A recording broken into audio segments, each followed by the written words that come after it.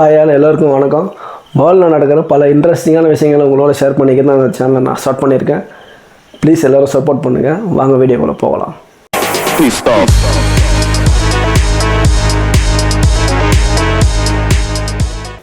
இன்றைக்கி இந்த வீடியோவில் எதை பற்றி பார்க்க போகிறோன்னா, இந்தியன் கிரிக்கெட் டீமுக்காக பிசிசிஐ விதித்த 10 விதிமுறைகளை பற்றி தான் நம்ம இன்றைக்கி பார்க்க போகிறோம்.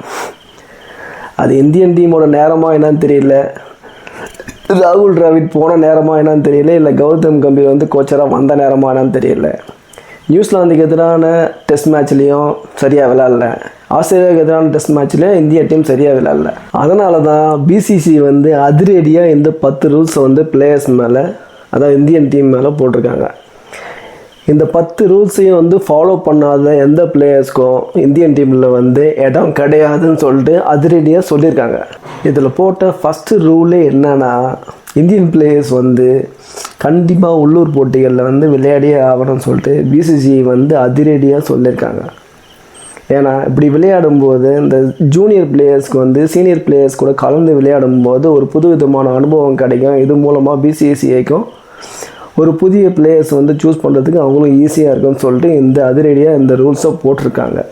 இதில் பார்த்தீங்கன்னா இந்த ரோஹித் சர்மா வந்து அவரே தானாகவே முன் வந்து மும்பை அணிக்காக இந்த ரஞ்சி லீக்கில் வந்து விளையாட போகிறதா சொல்லியிருக்காங்க. அந்த லாஸ்ட்டு சில மேட்சாக வந்து அவர் எப்படி விளையாடுறான்னு உங்களுக்கே தெரியும். இது மூலமாக அவங்களுக்கு நல்ல ட்ரைனிங் கிடச்சி நல்லா விளையாடினா இந்தியன் டீமுக்கு தான் நல்லது. இதே மாதிரி ரிஷப் பண்ட்டும் வந்து டெல்லிக்காக விளையாட போகிறதா சொல்லியிருக்காரு.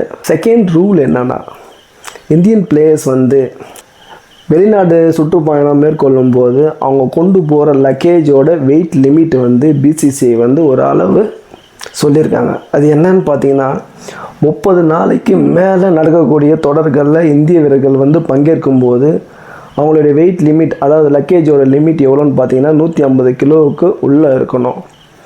30 நாளைக்குள்ளே நடக்கிற டோர்னமெண்ட்டு, அதாவது தொடர்களாக இருந்தால் 120 கிலோ மட்டுமே லக்கேஜ் இருக்கணும்னு சொல்லிட்டு பிசிசிஐ வந்து சொல்லியிருக்காங்க. இந்த வெயிட் லிமிட்டுக்கு மேலே லக்கேஜ் வந்து பிளேயர்ஸ் வந்து கொண்டு போனோன்னா அவங்களோட தனிப்பட்ட முறையில் அதுக்குண்டான செலவு வந்து அவங்களே பண்ணிக்கணும்னு சொல்லிட்டு பிசிசிஐ வந்து ஸ்ட்ரிக்டாக சொல்லியிருக்காங்க.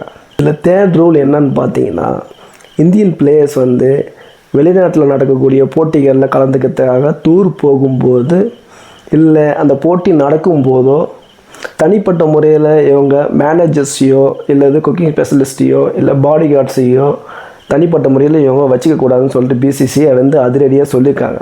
இதுக்கு அடுத்தபடியான ரூல் என்னன்னா, பிளேயர்ஸ் வந்து ஒரு இன்டர்நேஷ்னல் மேட்ச் விளையாடுறதுக்கு முன்னாடி அந்த ப்ராக்டிஸ் செஷன் ஒன்று இருக்கும்ல, அந்த ப்ராக்டிஸ் செஷனில் வந்து பிளேயர்ஸ் வந்து பயிற்சி மேற்கொள்ளும் போது அந்தந்த பிளேயர்ஸுக்கு உண்டான ஒரு டைமிங் இருக்கும். இந்த ஷெடியூலுக்குள்ளே தான் நீங்கள் வந்து ப்ராக்டிஸ் பண்ணணும், இந்த ஷெடியூல் இந்த பிளேயரோடது அப்படின்னு சொல்லிட்டு ஒரு செஷன் இருக்கும்.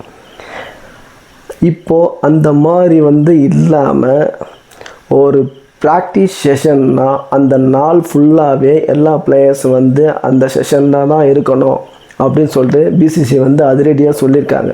இப்பா என்னோடய ப்ராக்டிஸ் வந்து முடிஞ்சிச்சுப்பா, என்னோடய ஷெட்யூல் இந்த டைமுக்குள்ளே இந்த டைம் தான், இதுக்கு மேலே என்னாலாம் இருக்க முடியாது அப்படின்னு சொல்லிட்டு பிளேயர்ஸ் வந்து காண்டிட்டு போக முடியாது. ஏன்னா பிசிசி வந்து அதிரடியாக சொல்லியிருக்காங்க, எல்லா பிளேயர்ஸுமே அந்த ப்ராக்டிஸ் செஷன்னா அந்த நாள் ஃபுல்லாகவே இந்த கிரவுண்டில் இந்த ப்ராக்டிஸஸ் தான் இருக்கணும் அப்படின்னு சொல்லிட்டு அதிரடியாக சொல்லியிருக்காங்க.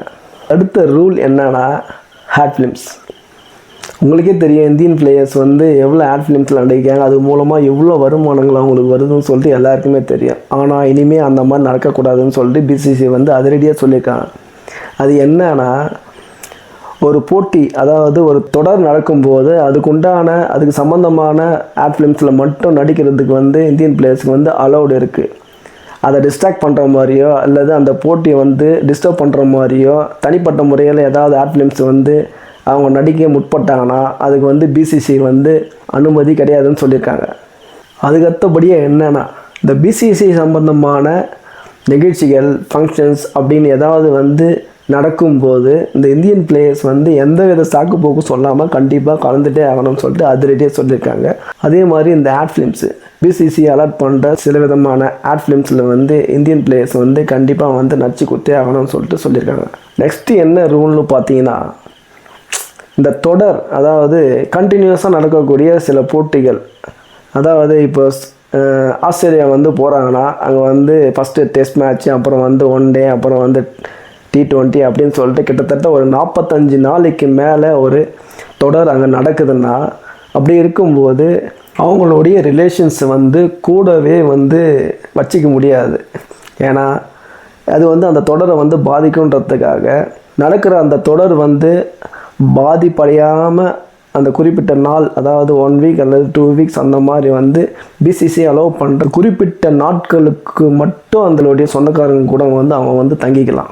அதை தவிர அந்த பிசிசி அலோவ் பண்ணுற அந்த குறிப்பிட்ட நாட்களுக்கு மேலே ஒரு நாள் அவங்களுடைய சொந்தக்காரங்க கூட தங்கணுமோ, இல்லை இம்பார்ட்டன்ட் ஏதோ ஒரு விஷயம் நடந்து போச்சு, மேற்கொண்டு ஒரு நாள் அவங்கள கூட ஸ்பெண்ட் பண்ணணும் அப்படின்னு நினைக்கிறப்போ நீங்கள் வந்து முறையாக வந்து அந்த பிசிசிஐ கிட்ட வந்து பர்மிஷன் வாங்கணும். அதாவது ஃபஸ்ட்டு வந்து பயிற்சியாளர்கிட்ட முதல்ல வந்து இந்த விஷயத்தை சொல்லி அவர்கிட்ட பர்மிஷன் வாங்கணும். அவர் வந்து மேலிடத்துல சொல்லி எல்லாருக்கிட்டேயும் வந்து எல்லோரும் ஓகே சொன்னால் தான் அந்த ஒரு நாள் கூட அவங்களுக்கு அந்த பிளேயர்ஸுக்கு வந்து கிடைக்கும். அதுக்கு மேற்பட்டு தான் அவங்களுடைய சொந்த விஷயங்களை வந்து பார்க்க முடியும். அதே மாதிரி இந்த போட்டி நடக்கிறப்போ, அதாவது ஒரு டெஸ்ட் மேட்ச் நடக்குதுன்னா, ஒரு டெஸ்ட் மேட்ச் வந்து 5 நாள் நடக்குதுன்னா, சில சமயம் வந்து 2 நாளில் முடிஞ்சிடும், இல்லைனா 3 நாளில் முடிஞ்சிடும், இல்லை 4 நாளில் முடிஞ்சிடும். அப்படி ஒரு 5 நாளைக்கு நடக்க வேண்டிய டெஸ்ட் மேட்ச் வந்து 2 நாளில் முடியுதுன்னா, அந்த மேற்கொண்டு இருக்கிற 3 நாளுமே நீங்கள் வந்து டீமோட மட்டும்தான் ஸ்பெண்ட் பண்ணணும். எப்பா எனக்கு தான் அந்த போட்டி முடிஞ்சிச்சப்பா, நான் ஏன்பா இங்கே இருக்கணும், நான் வெளியே போகிறேன்ப்பா, சுற்றி பார்க்க வேண்டியது இருக்குது அப்படின்னு சொல்லிட்டு எந்த சாக்கு போக்கும் சொல்லி நீங்கள் வெளியே போகவே முடியாது. அந்த போட்டி முடிகிற அந்த தொடர் முடிகிற வரைக்கும் நீங்கள் அந்த டீமோட, அதாவது உங்கள் டீமோட மட்டுமே நீங்கள் வந்து நேரத்தை ஸ்பெண்ட் பண்ணணும். அவங்க சொல்கிறத மட்டும் தான் நீங்கள் கேட்கணும். சரிப்பா, நீ இத்தனை ரூல் போட்ட, நான் இதெல்லாம் நான் ஃபாலோ பண்ணி ஆகணுமா அப்படின்னு கேட்டாங்கன்னா கண்டிப்பாக ஃபாலோ பண்ணி தான் ஆகணும். இதையும் மீறி இந்த 10 ரூல்ஸை வந்து இந்தியன் பிளேயர்ஸ் வந்து மீறினாங்கன்னா அவங்களுக்கு உண்டான பனிஷ்மெண்ட் வந்து பெரிய அளவில் இருக்குன்னு சொல்லிட்டு பிசிசிஐ வந்து அதிரடியாக சொல்லியிருக்காங்க. அது எந்த மாதிரியான பனிஷ்மெண்ட்னா, பிசிசிஐ அலாட் பண்ணுற அடுத்தடுத்த முறையான போட்டிகளில் வந்து இந்த ரூல்ஸை வந்து ஃபாலோ பண்ணாத பிளேயர்ஸ் வந்து பங்கேற்கிறதுக்கு தடை விதிக்கப்படும் அப்படின்னு சொல்லிட்டு தெளிவாக பிசிசிஐ வந்து சொல்லியிருக்காங்க. இவ்வளோ கடுமையான ரூல்ஸை வந்து பிசிசிஐ போட்டதுக்கு அப்புறமும் இந்தியன் பிளேயர்ஸ் வந்து இதுக்கப்புறம் நல்லா விளையாடி தான் ஆகணும், வேறு வழி கிடையாது. ஓகே காய்ஸ், இந்த வீடியோ உங்களுக்கு பிடிச்சிருந்துன்னா மறக்காமல் எனக்கு சப்போர்ட் பண்ணுங்கள், லைக் பண்ணுங்கள், சப்ஸ்கிரைப் பண்ணுங்கள். நெக்ஸ்ட் வீடியோவில் பார்க்கலாம்.